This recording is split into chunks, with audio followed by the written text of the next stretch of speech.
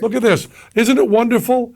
I'm so goddamn famous that you can just put an envelope in the mail with nothing on it, and it still gets to me. Hello, my name is Penn Jillette, and I am more than half, in every way, of Penn and Teller, and I am here to do the Daily Mailbag. Oh, it just dropped in perfectly, didn't it? That was really nice. So dump them out. Oh, Jiminy Cricket. And the winner is, I don't think I've opened an envelope since I did the Emmys. Ah, there we go. You've described James Randi as being everything to you. Can you explain why?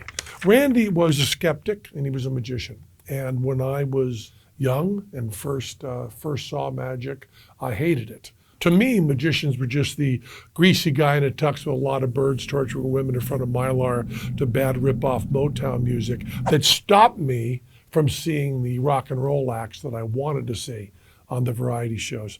And I also really didn't like the idea of lying.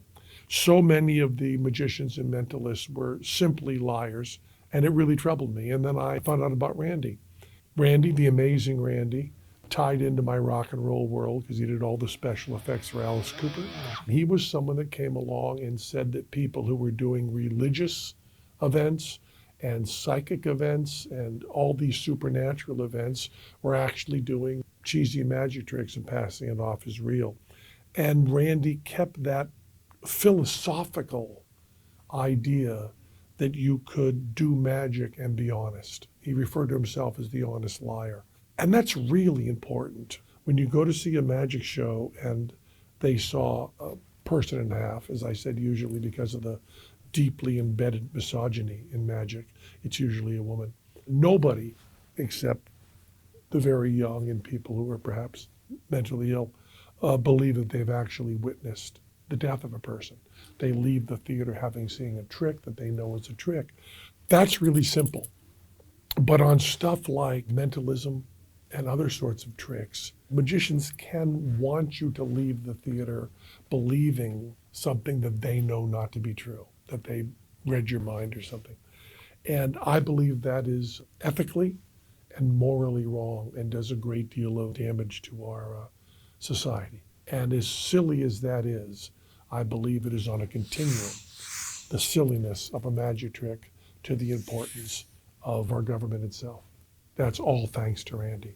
I'm not smart enough to get any of those ideas. Randi just taught them to me. I'm going to reach around and pull one up at random. How does a magician go from performances to patenting the Jillette? What inspired this invention? I have a patent, and that patent is for pleasing women. Beat that, huh? Beat that.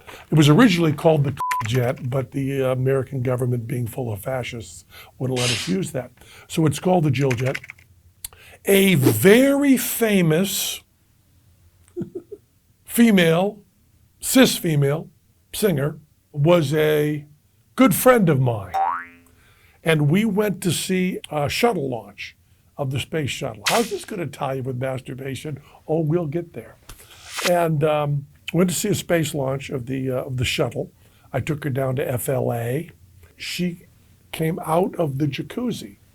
She was complaining that she was trying to masturbate on the jet of the jacuzzi in the hotel we were staying at, and she was in what she believed to be a fairly unladylike position.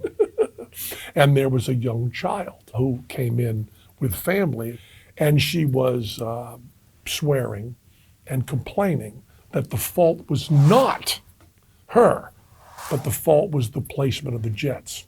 So I have a lot of friends in the sciences who have a lot of patents. I was talking to them about my Jillette, which I got built into my jacuzzi, while one of their wives was on the Jillette and enjoying it.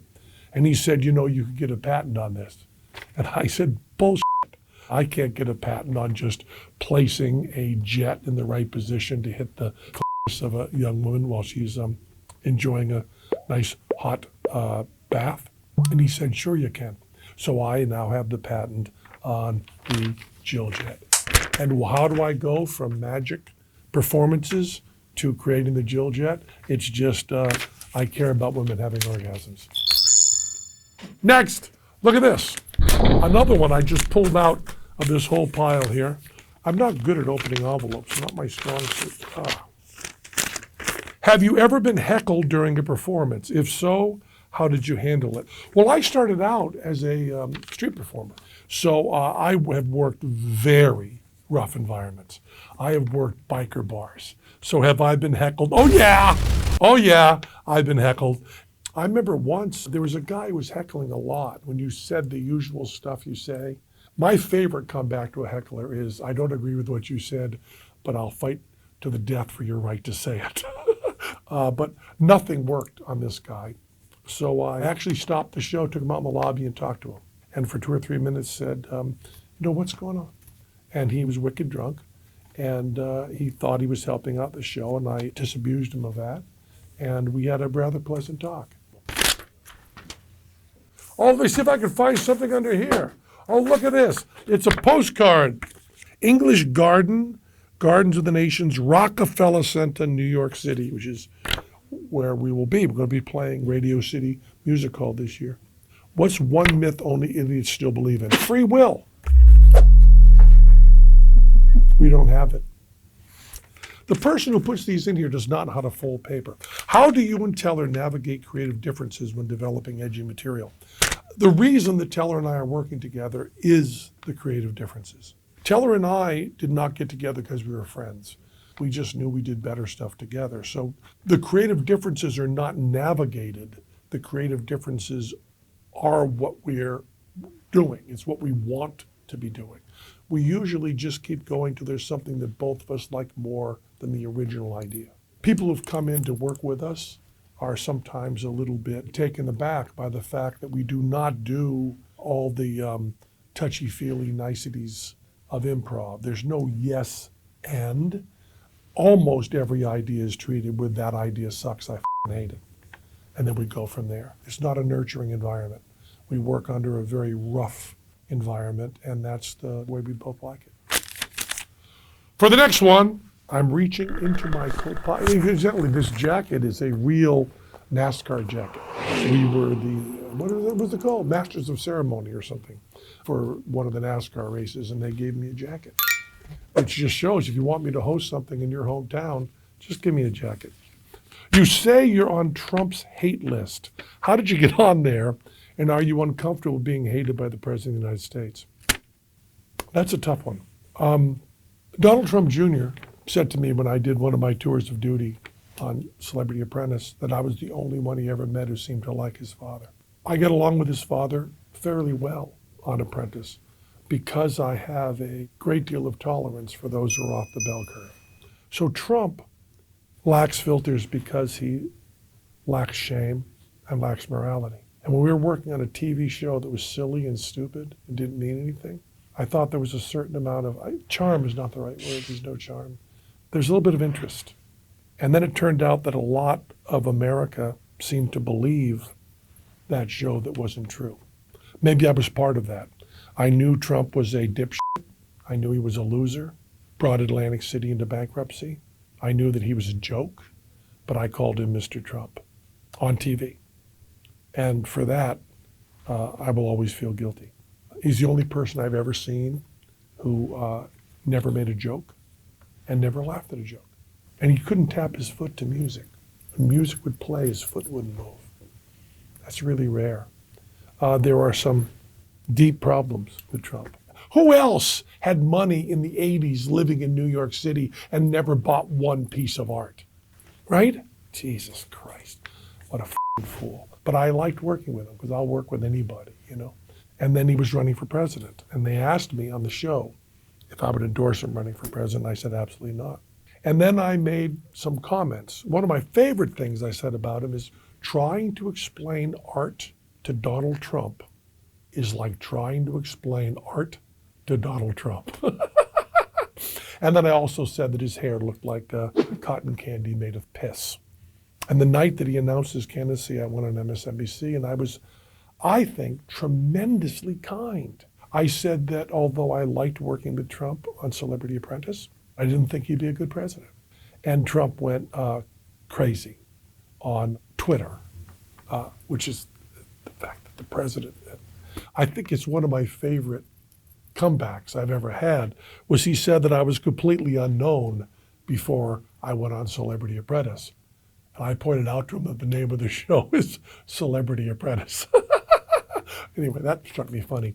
So the New York Times in 2016 put together a hate list of Donald Trump's based on the frequency and the venom of his tweets.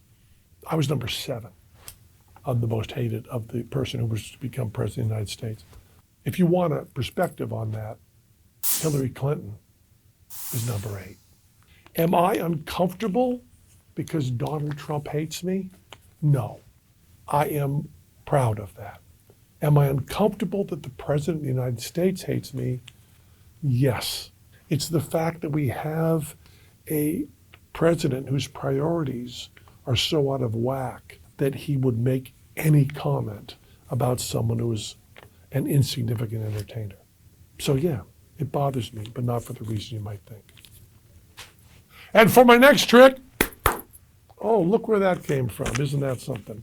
Oh, this is the big one. This will be a big, long question. And no, it's just one sentence. Are there topics or themes you consider off limits in your work despite your reputation for pushing boundaries? Yeah, I will never comment on an individual that we get up on stage. Nothing bothers me more. That's not true.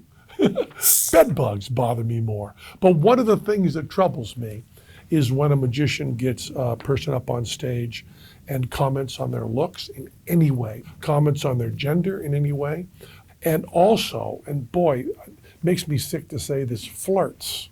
By the way, there is no magician who is sexually attracted. It has never happened. So I want to push boundaries intellectually, but I will not comment on individuals. The exception to that, of course, is people who are in the business of being commented on.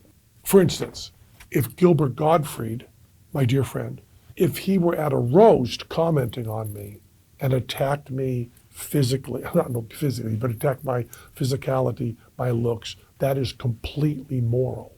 I would make any sort of joke about Gilbert or someone who's professionally, and especially someone that I love, or someone that I really dislike. And I would say off limits is anyone's sexuality, anyone's physicality. This is the last one. This better be a good one, you know. This one's going to be, I imagine, how do we solve climate change? And I have the answer. And it's Penn, oh, dear me. How do you feel about other magicians performing tricks that you're known for, like the bullet catch? Well, that's a good example. The bullet. You don't want to know about the globe? Okay, it's all right. I have no problem with people stealing tricks, as long as they're stealing them from someone who is more successful than they are. I think that's really important. There are magicians that take tricks from people who are not well known, and then that hurts the career of the person who's less well known. But I think if you take a trick from someone who's better known, I think that's really good. That's the way you learn. Now, the bullet catch is a complicated example because the bullet catch has killed 12 people. We do it completely safe, which incidentally is not our trick. It goes back to Native American or indigenous Americans back in the 17th century, 18th century. So it's certainly not ours. I would discourage anyone from doing it unless they can convince me it's 100% safe. That having been said, the idea of keeping secrets in magic is total jive. When you're keeping the secrets, you're using that to keep other people out. If you want an art form to be good, to, well, be an art form, which magic often isn't, you need to let everybody in. And it's such an insult to think that the secret is what makes a magic trick good. That's like saying, I can give you the chords and the lyrics to a Taylor Swift song and then you're Taylor Swift. It's just not true. It's always the singer and not the song. It's always your heart. So there are no secrets in magic. I like the fact that every trick we've ever done is available on the internet. Bonus round. How do we solve climate change? And you know, we're out of time. This has been Penn Jillette at the Daily Mailbag. Thank you so much for tuning in.